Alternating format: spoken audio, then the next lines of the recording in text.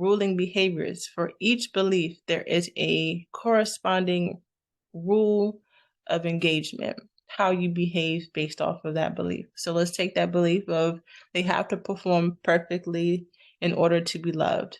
So one of their rules of behaviors, and this can be very, oftentimes our rules of behaviors are very unconscious. They aren't something that's very at the forefront of our minds all the time. And when I work with clients and we dig a little bit and peel some stuff back, most of the time they don't even know that this is what they're working under. They don't even know that this is a rule that they've created for themselves.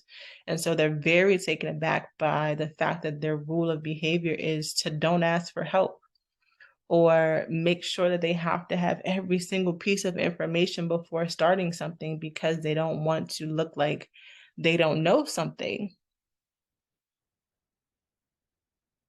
Right? Saying our thoughts and beliefs out loud is kind of jarring sometimes.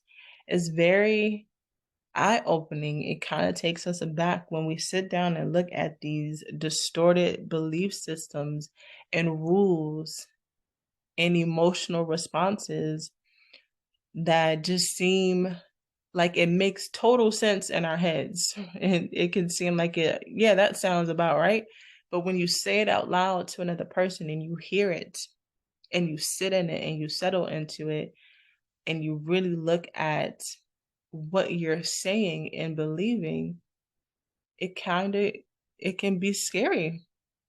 It can feel very depressive. It can make you feel sad because you're like, wow, I didn't know I was living under that rule for so long. No wonder why you procrastinate on things. No wonder why uh, it's hard for you to accept good things, because in order for you to accept something good, it has to be perfect.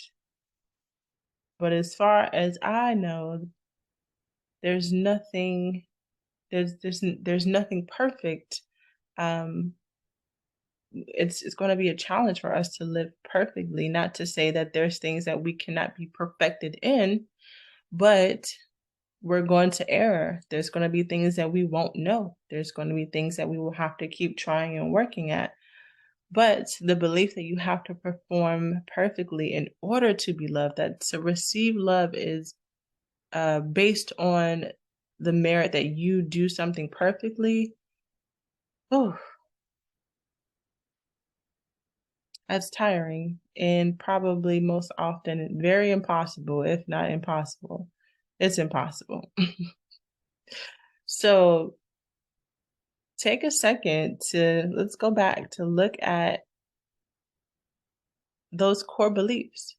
Asking yourself, how often do you engage in a certain automatic thought when you experience something new, or you hear, or you get into a disagreement with someone, or even if you accept or hear, excuse me, even if you receive something good like a compliment or a reward for something, what's your first thought? What's the first thing you say to yourself? Is it positive? Is it affirming? Or does it deflect what you have done?